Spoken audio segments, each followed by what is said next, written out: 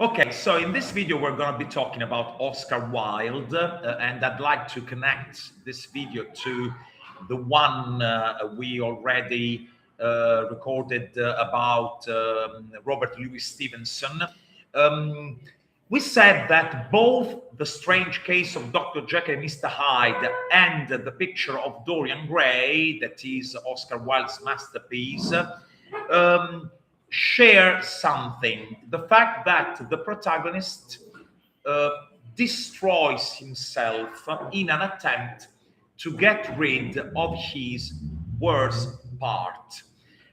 Both Jekyll and Dorian have an alter ego. Jekyll's alter ego is Hyde, and Henry Jekyll creates a potion to split these two egos of his. Dorian Gray's alter ego is actually a portrait, which we may say contains his soul. So, taking a look at his picture, Dorian constantly sees how corrupt his soul is becoming. But let's go back to the start. I will start with a quote. Henry Wotton is what the world outside thinks I am. Dorian Gray is what I would like to be. Basil Hallward is what I really am. This is Oscar Wilde speaking. So, who are these three characters, and why does Oscar Wilde associate himself to the three of them? Who is Dorian Gray? Dorian Gray is an aristocratic man of stunning beauty. He still hasn't learned what desire is, what sex is, what physical attraction is. Maybe he is still a boy when he finally meets Basil Hallward's desire for him, which is translated into the wish of making a portrait. So we may say that Basil is in love with Dorian, but he transforms, he turns this feeling, this love into a piece of art, a work of art, a portrait, and we are sure about it because when Basil is asked, and Henry Wotton asks him, "Can I buy this portrait?" Basil answers, "No, you can't, because I'm gonna give it to Dorian if he wants it. Otherwise, it's mine, because there's too much of myself in that portrait. There's too much of my feelings for Dorian in that portrait. So I can't give it to anyone else but Dorian." Dorian certainly knew how beautiful his face was, because he surely had mirrors in his wealthy house. So what's weird in the fact that he sees his face in that picture? What's new in that moment of a new awareness of himself? For the first time, he understands that his beauty can lead people to be attracted to him. And he does so even thanks to Lord Henry Wotton, because when the portrait is complete, Basil invites Dorian and another friend of his, Henry Wotton, to have a look at it, Lord Henry is fascinated by the picture, but most of all, he's fascinated by Dorian, and he starts delivering a lesson. We may say a lesson in hedonism. Henry starts talking to Dorian while Dorian is looking at his picture, at the picture of him, and he says, "Look how beautiful you are. Look at your beauty portrayed in that picture. Are you gonna own that beauty forever? Will you forever be as beautiful as today? No, you won't. What gods give, they soon take away. You have been given beauty, you have been given youth, but you're not gonna be young forever, beautiful forever. So you have to live now. You have to live your life now. You have to experiment. You have to experience all kinds of pleasures now that you're young, now that you're beautiful, because time is tight and you're not gonna be young forever.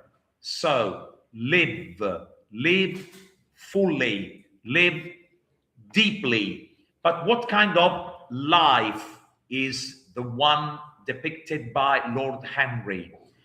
It's not a life full of sense. It's not a life full of true and, we may say, positive desires, plans for the future. It's just a life of, we may say, dissolution. Henry convinces Dorian that the best thing he can do is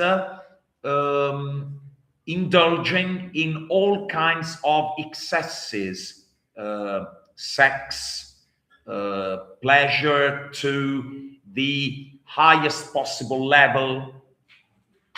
As long as he is young, as long as he is so beautiful, no one can resist him. So no one can say no to him. Now it's your time. The time is now. And he also says, look at the society. I would add the Victorian society we live in. It's a gray, sad, miserable society. You might become, Lord Henry says, a manifesto. You may become the symbol of a new lifestyle, a new hedonism. So live your life and become a symbol, the symbol of this new lifestyle. This will make you think of Gabriele D'Annunzio, and you would be right, because even Gabriele D'Annunzio wanted to live his life as if it were a work of art. Everything he did, even his love affairs, even his house.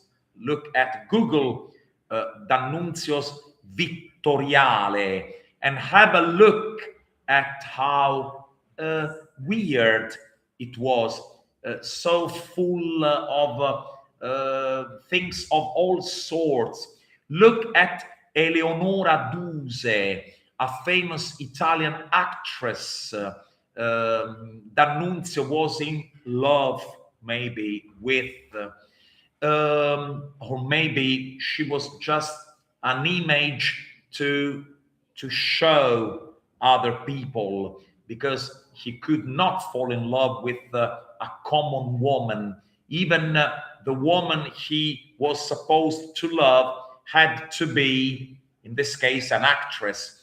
And it's weird because even Dorian in the novel falls in love in brackets,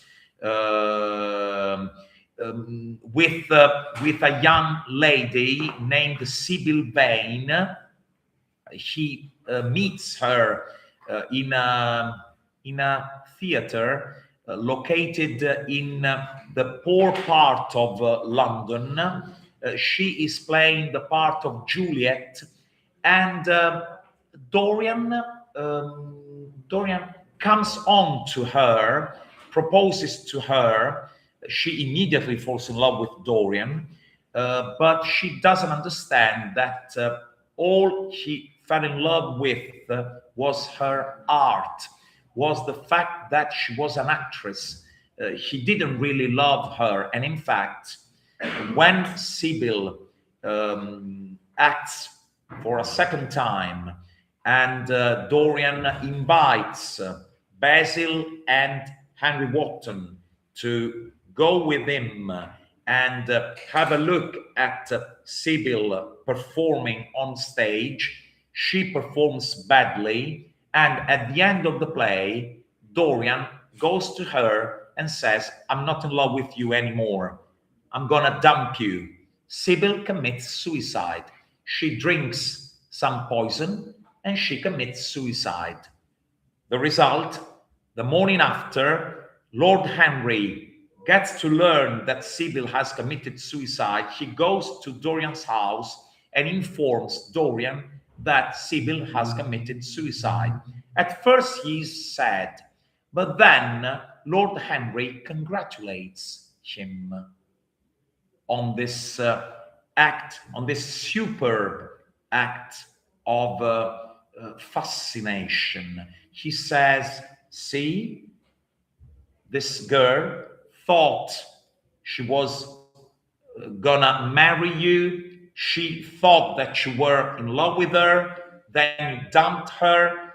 And she thought this life is not worth living anymore because I have lost Dorian Gray. So congratulations, Mr. Gray."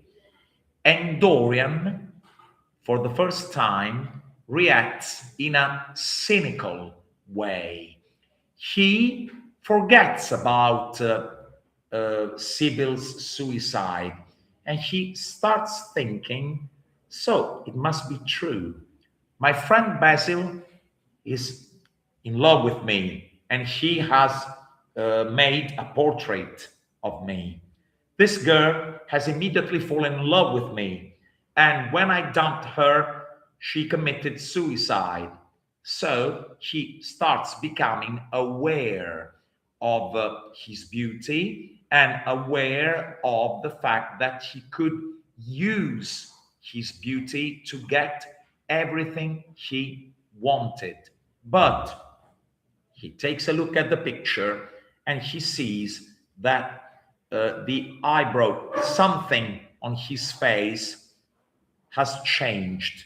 The look in the face of the picture has changed, and he is scared because he understands that there's something weird in the picture, and so he locks the picture in the most secret room of his house so that nobody could ever see it, because he understands that in the picture there's a movie, one of the many movies that have been directed and filmed across the years about Dorian Gray, where you can also see a small worm coming out of it's really weird, it's disgusting, coming from the eye of the picture. So he understands that the picture is in a way alive and it's corrupt. It's something which is constantly, we may say, degrading itself. It's dying. And very likely it's his soul. He understands that in that picture, he sees, it's like a mirror, where he sees his true self corrupting day by day, but it's too late. He is inside this, we may say, loop, and he goes on, just like Henry Wotton told him to do, going from pleasure to another, and the level of pleasure constantly gets higher, till the end. Um, about the end, um, Sybil Vane's brother, Sybil's brother is really angry at this person who caused Sybil's suicide. He investigates and finds out that it was Dorian Gray's fault. So he tries to kill him, but he does not succeed. He is killed by Dorian, but now that's too much, because he has also become a murderer. The face on the picture is now uglier than ever. It has turned to a monster. So Dorian asks Basil to come to his place. He shows the picture to Basil, and he says, look, it's your fault. You made this picture, so it's your fault. He stabs Basil, who, of course, dies. And then, in a moment of rage, out of rage, he also stabs the picture. He wants his life back. But it's too late. Too many years have passed. So if Dorian had not been in the picture, he would have got an old man. So he immediately becomes as old as he would have been if it had not been for the picture. So he finally becomes old, wrinkled, ugly, and he dies. The day after, the servants in his house find the picture perfectly intact. The picture is intact, and he is old, monstrous, on the ground, bleeding and dead. So it's the same as in the strange case of Dr. Jekyll and Mr. Hyde. Even Jekyll wants to get rid of Hyde, and he thinks he will kill this bad part of himself. But it's a part of you. So if you kill the bad part of yourself, you're killing yourself. So you're committing suicide. There's no way. As with magnets, even a magnet cannot be split into two poles. We are like magnets. We also have, shall we call it a positive pole? I'm not convinced, because Pirandello says that it's just the mask we wear, that positive, respectable side of ours is just a mask. It's not the true self we are, okay? But we can not say that our true self is totally the bad part, the bad side, the unconscious. Freud would say that it's the stronger part. If I am split into two parts, maybe the unconscious part is the stronger one, because it is definitely stronger than reason. Drives are stronger than reason. Reason can try to repress. Look, all we're talking about with Stevenson and with Wilde is about this repression, this idea that there's a part of you that must be kept hidden if you don't want to lose your respectability. If you are to be respectable, the worst part of you, but maybe some would say it's not my worst part, it's a part of me. Those drives, those phobias, those nightmares, those dreams are a part of me. Though even those sexual drives. Even Basil is sexually attracted to Dorian. But what does he do? He turns this attraction into art. But maybe all art is the product of turning a pain, love, a loss, turning it into a work of art. Look, if you're happy, I doubt that you will find the time to sit back and write Dante's comedy. If Dante had a happy life, probably he wouldn't have written Vita Nova, Commedia, or Petrarca, or all art. Think of Van Gogh. It's a constant act of translation of a pain in the artist's soul into a work of art. Why did Oscar Wilde say, everybody thinks I am like Henry Wotton?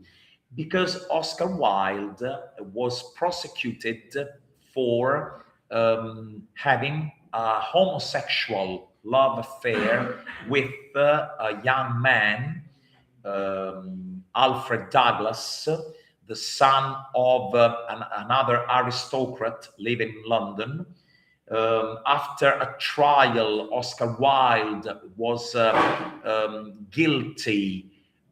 was declared guilty of a homosexual affair with a young man.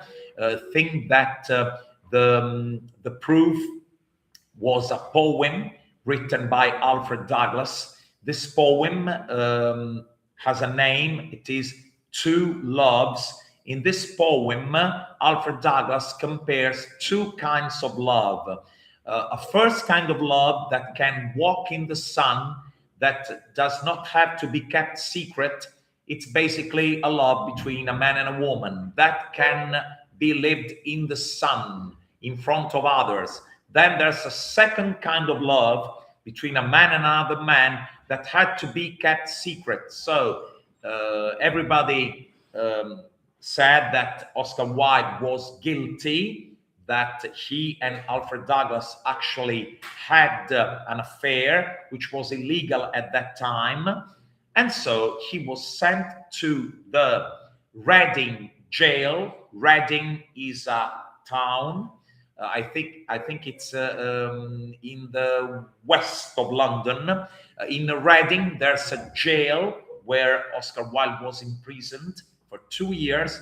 It was 2 years of hard labor. During these 2 years in prison, he wrote a poem, a long poem, The Ballad of the Reading Jail, which is a masterpiece because in it we find a description of life in prison. There are some striking episodes, such as a hanged man, the description of the dead body, of the corpse of this man after being hanged, and even the passing of time in prison is compared to a year whose days are made of hours, and each hour is as long as a year. So this idea of the dilation of time almost stops in prison. So it's terrible, this sense of claustrophobia.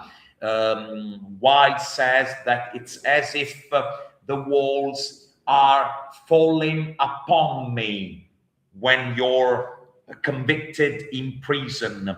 Another thing he wrote while in prison was De Profundis, which is a long letter to Alfred Douglas. You may Google Roberto Benigni, Sanremo, Oscar Wilde, and you will find that Roberto Benigni read some passages from De Profundis at Sanremo Festival. So it has become popular from that moment on. What's De Profundis about? De Profundis is about a lot of things. It's about love. It's about poetry. It's about the poet's task. Oscar Wilde compares a poet to Jesus Christ, because he says that a poet, just like Jesus Christ, is as genuine, as naive as a child. You need to find the child in you, which will make you think of Giovanni Pascoli, because you're going to study who Giovanni Pascoli is, Il Fanciullino. So you need to find the little boy, little girl inside you if you want to make poetry. And he says, he makes a comparison to Jesus Christ, because he says, even Jesus Christ said, venite parvulos. He spoke to children. Jesus Christ loved to be surrounded by kids, by children, because he said that they are pure, what adult people will never be. So this is why Oscar Wilde says, you all think I am like Henry Wotton. You all think that I am constantly trying to corrupt young men, basically to sleep with them. But this is not my purpose. Okay, I would like to be Dorian Gray, he says. Who wouldn't like to be like Dorian Gray? A young man at the top of his physical beauty and strength, at the top of his sexual strength. Nobody would say no to him. He could be and have and get everything he wanted, but at the cost of losing his soul. So think of Google.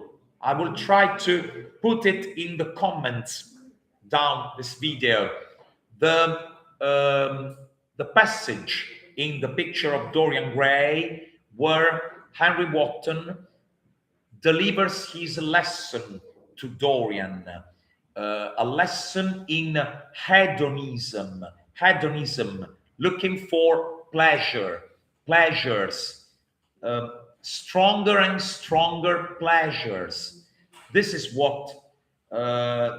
the way life should be lived, especially when you're young.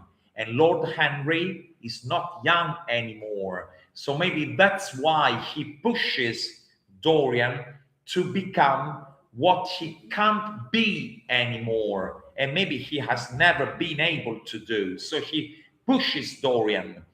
So it's weird to, there's a perspective, there's a way of interpreting the character of Dorian, following Hegel's lesson. Some literary critics think of the younger Dorian as what Hegel defined as the thesis.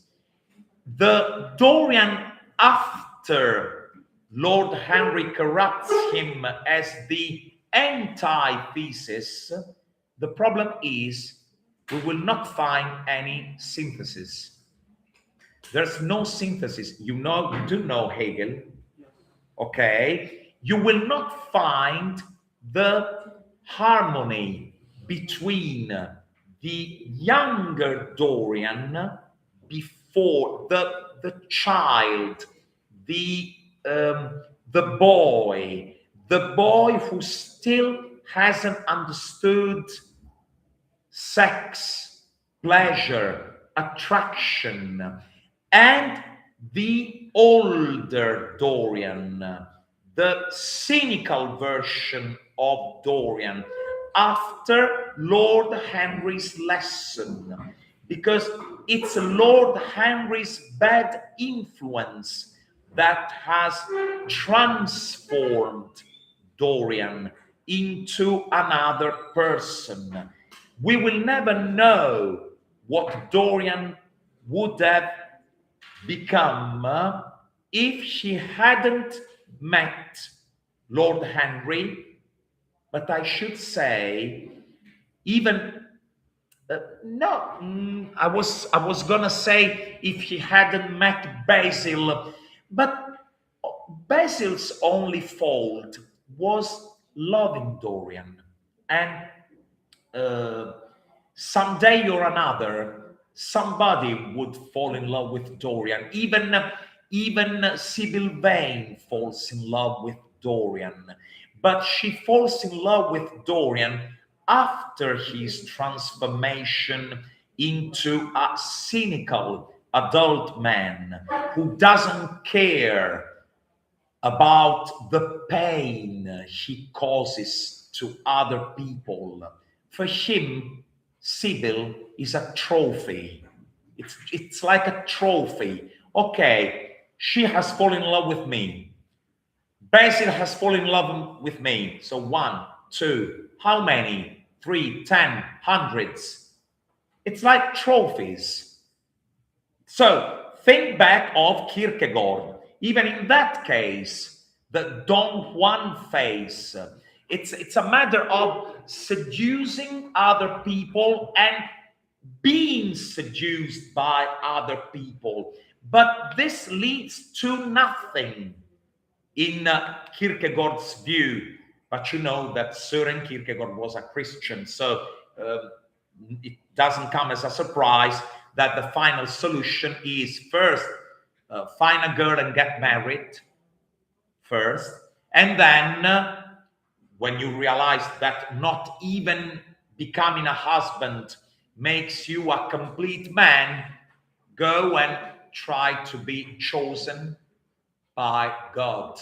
The third, the highest stage, the so-called religious man, that is what should complete us. I should feel fulfilled, self-fulfilled, if and only if I open my heart to God and God picks me, cherry picks me.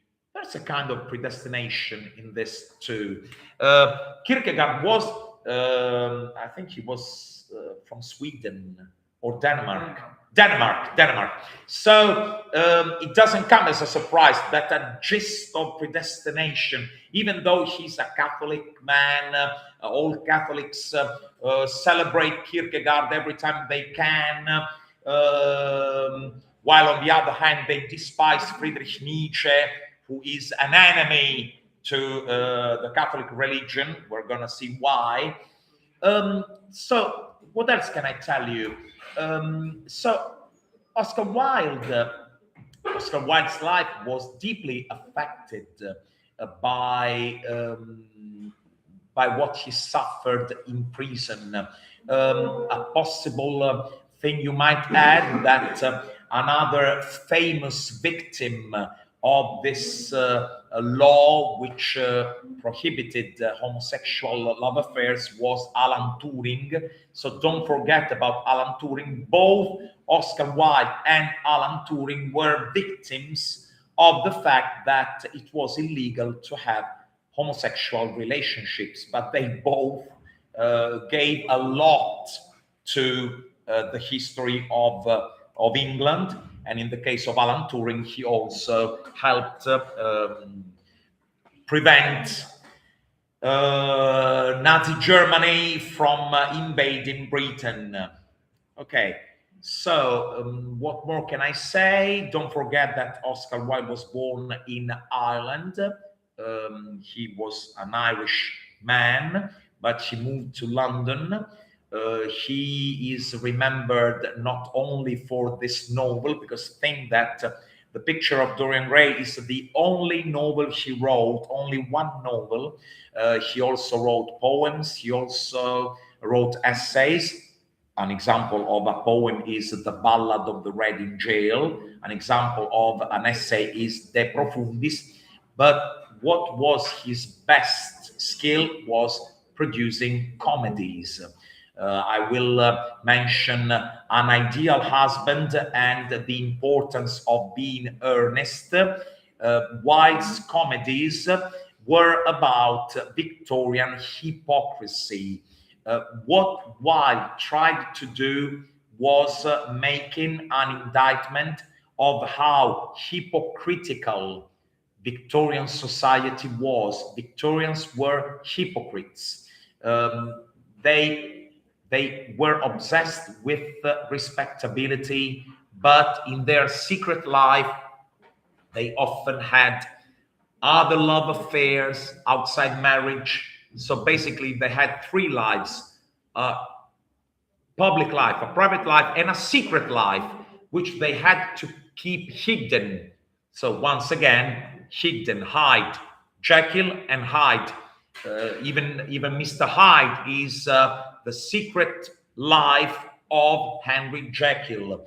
Okay, Oscar Wilde didn't think of a scientist creating a potion, but the idea is, in the case of The Importance of Being Earnest, the protagonist of this comedy has a wife, has kids in London, but outside London, in a country village, he has a girlfriend who thinks that his name is Ernest. So he is another man. When he goes outside London, he becomes another man. He leads a parallel life.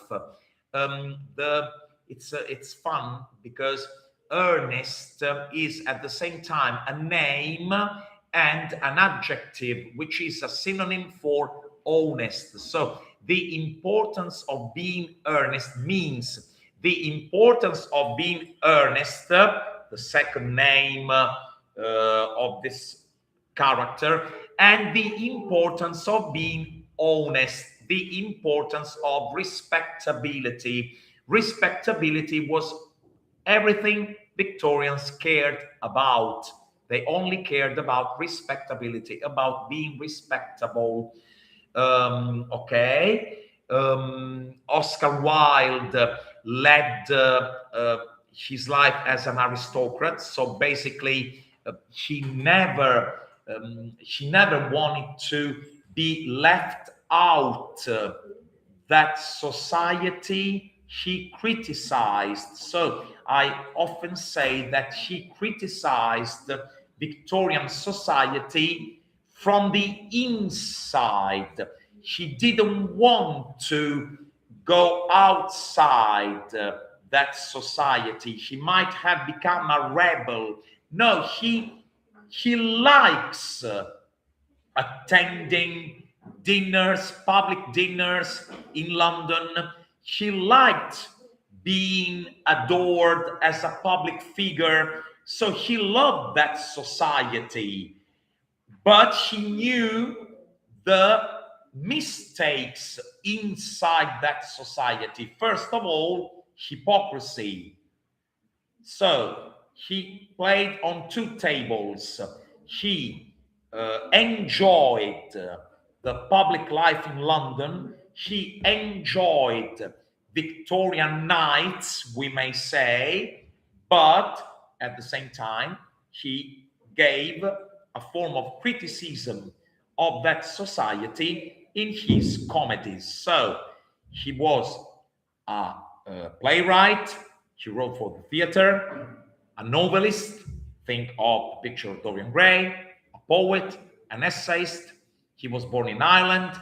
He was forced to marry a girl, but because his mother liked this girl, he had two kids, but his love was Alfred Douglas. The problem was Alfred Douglas, this 18-year-old boy, decided to convince Oscar Wilde to sue his father because he hated his father.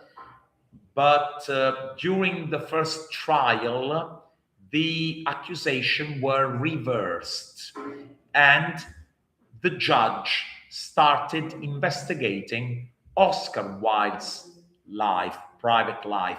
If he had not sued Alfred Douglas's father, the Marquis of Queensberry, probably nobody would ever sent him to prison. So it was basically Alfred Douglas' mistake. He shouldn't have listened to Alfred, but maybe because he was so in love with him, he couldn't but follow his advice, which turned out to be a bad advice, a bad piece of advice. A final quotation was, one last thing.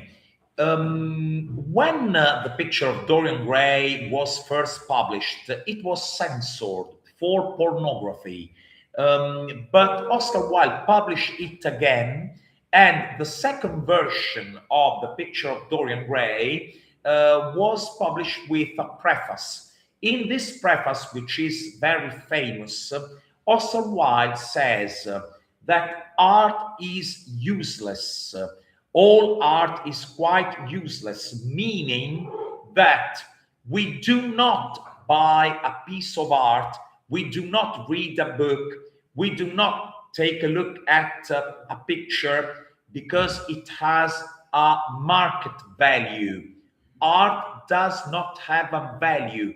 Art does not have to be used, so it is useless. Art only has to be beautiful. And even a book, he says, how could you censor my book because you think it is pornography? A book does not want to teach you anything. There is, quote, no such thing as a moral or an immoral book. You only have well-written books which you enjoy reading, or badly written books which nobody reads. The only thing you can ask of a book is it well written or is it badly written? It doesn't make sense to wonder, is this a moral book? What is a moral book? A book doesn't have to be moral. You read a book because you enjoy reading. You're not trying to learn anything from a book. You only have to like it or not. If you want to learn something, if you want to study, take an essay in philosophy, in maths, in whatever. But please don't read a novel, Oscar Wilde says. If you read a novel, it's just because you want to enjoy yourself while reading. So you have to wonder, is this book well written or badly written? Do I like it or do I not like it? That's all.